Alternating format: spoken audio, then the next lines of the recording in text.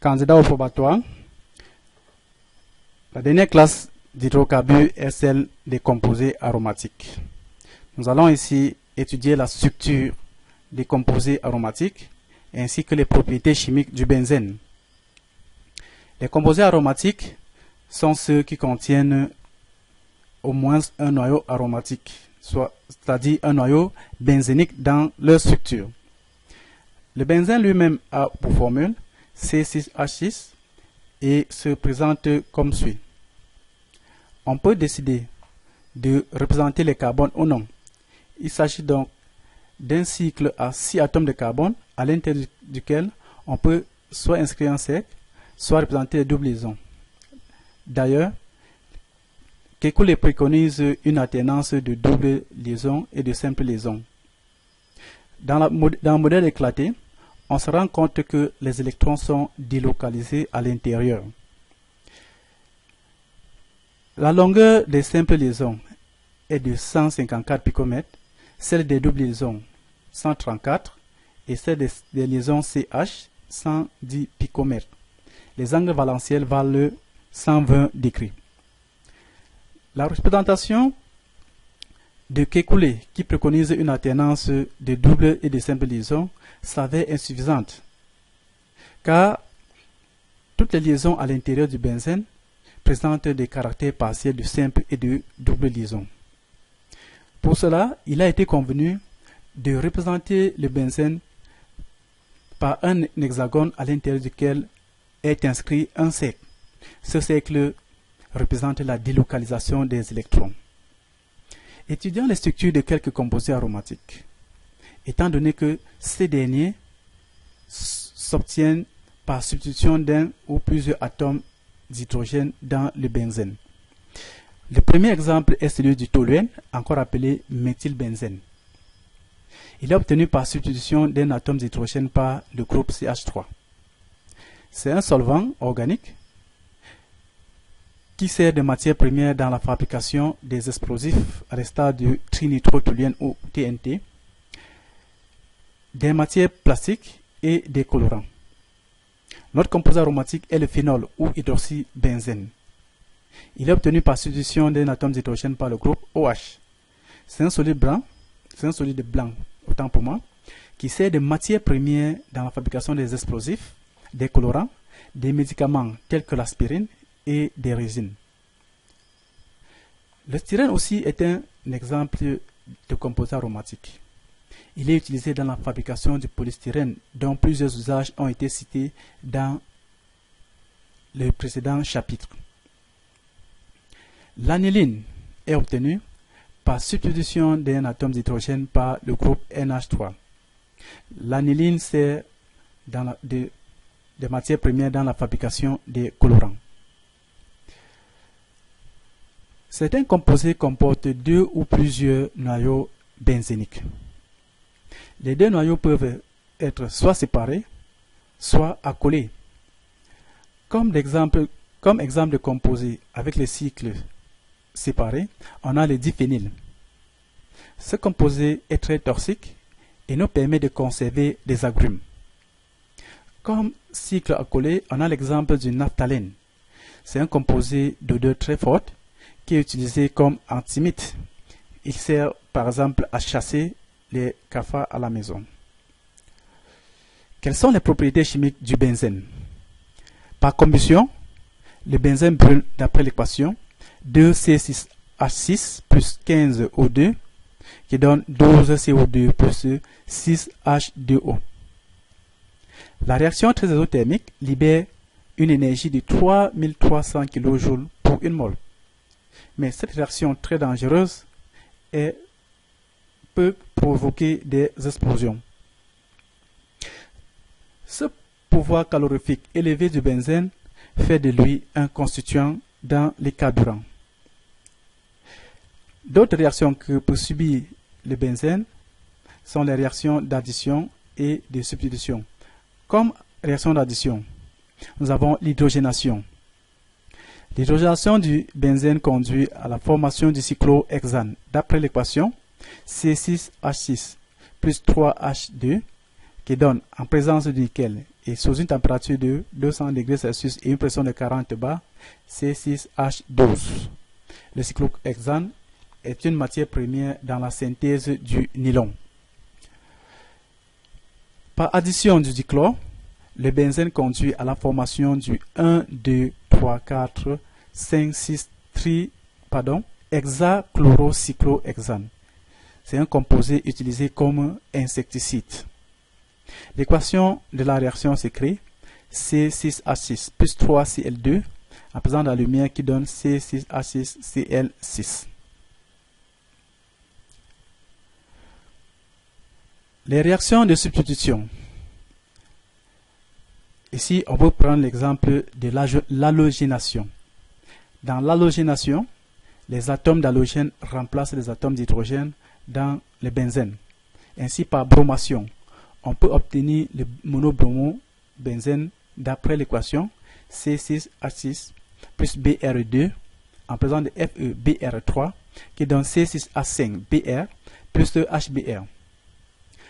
Cette réaction est vive et se produit avec effervescence et dégagement du bromure d'hydrogène. Le monobromobenzène obtenu est majoritaire, mais à côté de ce composé, il se forme d'autres dérivés polysubstitués comme les dibromobenzènes dont on peut distinguer 3 isomères. Ce sont le 1,2-dibromobenzène ou orthobromobenzène, le 1,3-dibromobenzène ou métabromobenzène et le 1,4-dibromobenzène ou parabromobenzène. L'équation bilan de la réaction s'écrit lors de la formation des bromobenzènes C6H5Br plus Br2 en présence de FeBr3 qui donne C6H4Br2 plus HBr.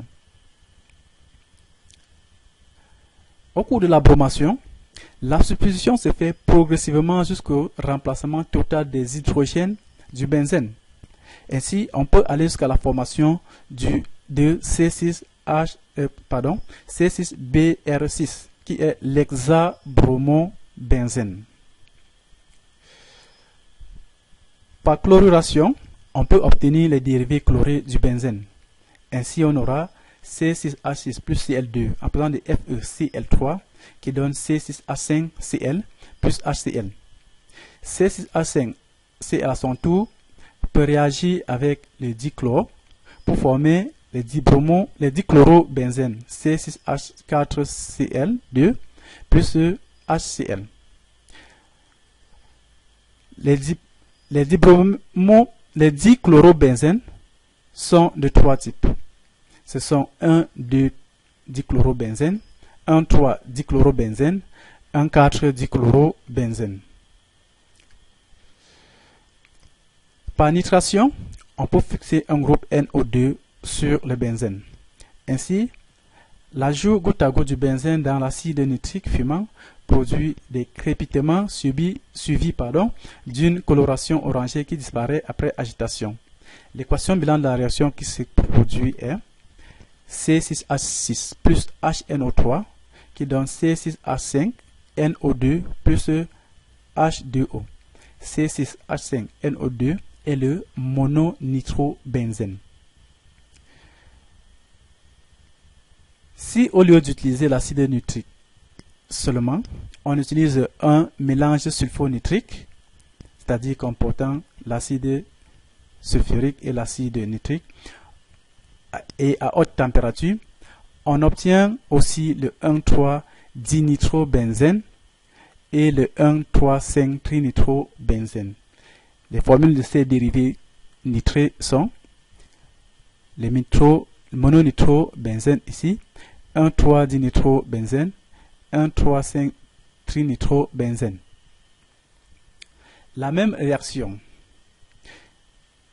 de nitration réalisée sur le toluène et le phénol produit respectivement le 2,4-trinitrotoluène et le 2,4,6-trinitrophénol.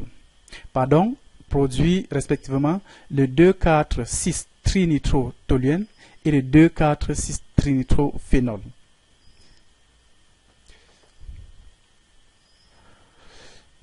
Les structures de ces composés sont affichées ici à l'écran. Le 1,3,5 trinitrobenzène est utilisé en parfumerie. Le 2,4,6 trinitrophénol est un explosif retrouvé dans l'acide picrique. Le 2,4,6 trinitrotoluène est un explosif utilisé dans le trinitrotoluène. L'équation bilan des réactions s'écrit C6H5CH3 plus 3HNO3 en présence de l'acide sulfurique qui donne CH3 C6H2NO2 plus 3H2O. Par sulfonation, on a l'équation C6H6 plus H2SO4 à 80 degrés Celsius qui conduit à C6H5SO3H plus H2O. Notre type de substitution est la réaction de Friedel et Kraft ou encore réaction d'alkylation. Ici, un groupe alkyle remplace un atome d'hydrogène dans le benzène. C'est l'exemple de la méthylation. L'équation bilan de la méthylation peut s'écrire C6H6 plus CH3Cl en présence de AlCl3 qui donne C6H5CH3 plus HCl. Intéressons-nous à présent aux exercices de ce chapitre qui ont déjà été proposés aux examens officiels. En 2013, sous une hôte aspirante, en absence de la lumière et en présence de catalyseurs tels que le diiode, I2, la réaction du benzène sur le dichlore est une substitution. Qu'est-ce qu'une substitution? Une substitution est une réaction au cours de laquelle les atomes d'hydrogène sont remplacés par d'autres atomes ou groupes d'atomes. Écris les équations bilan des 4 premières substitutions.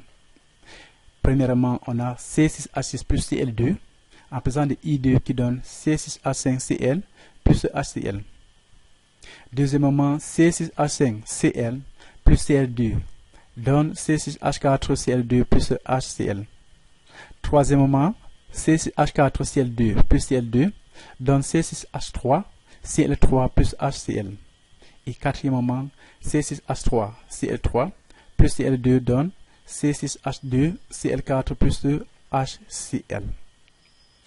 Précisez les noms des produits organiques obtenus. C6H5Cl est le monochlorobenzène. C6H4Cl2 dichlorobenzène. C6H3Cl3 trichlorobenzène. C6H2Cl4 tétrachlorobenzène. Représentez et nommez tous les isomères du produit organique de la deuxième substitution. Rappelons que la deuxième substitution conduit à la formation du dichlorobenzène. On distingue 3 isomères de ce composé. Ce sont le 1,2-dichlorobenzène, le 1,3-dichlorobenzène et le 1,4-dichlorobenzène. Que se passerait-il si on fait réagir le benzène et le dichlore dans une salle de classe non aérée et en présence de la lumière solaire? Eh bien, il se produirait une réaction d'addition du dichlore sur le benzène pour produire l'hexachlorocyclohexane de formule C6H6Cl6. 2. En présence de catalyseurs tels que le peroxyde de benzoïle, le styrène de formule C6H5CH2 subit une réaction de polymérisation. On demande qu'est-ce qu'une réaction de polymérisation? Une polymérisation est une réaction d'addition les unes aux autres de plusieurs molécules identiques insaturées. Écris l'équation bilan de la réaction précédente. Cette équation s'écrit comme ici à l'écran. Précisez le nom du produit formé.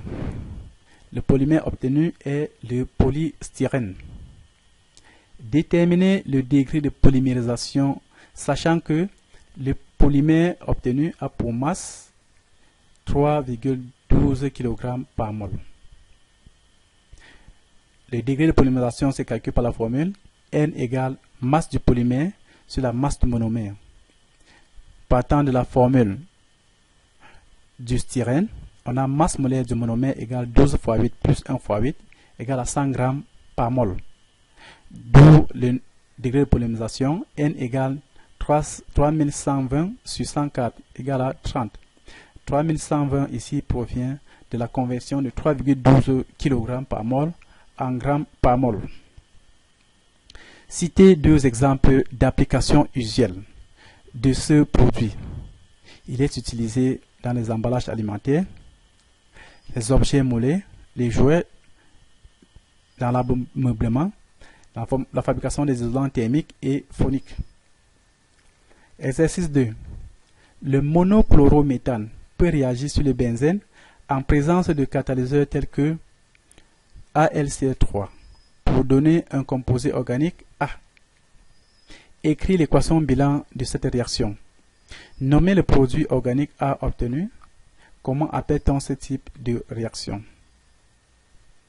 L'équation bilan s'écrit C6H5H avec H ici mis en exergue parce qu'il sera substitué, plus CH3Cl qui donne en présence de AlCl3 C6H5 CH3 plus HCl. Le nom du produit A obtenu, c'est le méthylbenzène ou toluène. Et la réaction est une méthylation ou une alkylation. La nitration du composé A précédemment obtenu donne un produit B qui est un puissant explosif connu sous le nom de TNT. Écris l'équation bilan de cette réaction. L'équation bilan est la suivante. C6H5CH3 plus 3HNO3 en présence de l'acide sulfurique qui donne CH3 C6H2 NO3 NO2 plus 3H2O. Donnez la formule semi-développée et le nom systématique du composé B. Alors la formule semi-développée de ce composé est affichée ici à l'écran. Son nom systématique, c'est 1-méthyle, 2,4,6-trinitrobenzène ou encore 2,4,6-trinitrotoluène. Quelle masse de TNT peut-on obtenir à partir de 250 g de produit A si le rendement de la réaction est de 75%? D'après l'équation, on a la quantité de matière de A qui est égale à la quantité de matière de TNT. À partir de là, on a masse de A sur masse molaire de A égale à la masse attendue de TNT sur la masse molaire de TNT. Ce qui nous permet d'avoir la masse attendue de TNT qui est égale à la masse de A fois la masse molaire de TNT sur masse molaire de A. Or, le rendement d'une réaction est la masse du composé obtenu fois 100 sur sa masse attendue. À partir d'ici, on a masse obtenue de TNT égale rendement fois masse attendue de TNT sur 100, soit en remplaçant l'expression obtenue pour la masse attendue, masse obtenue de TNT égale rendement fois la masse de A fois la masse molaire de TNT sur 100 fois la masse molaire de A. La masse molaire de A est 12 fois 7 plus 8 fois 1, soit 92 g par mol.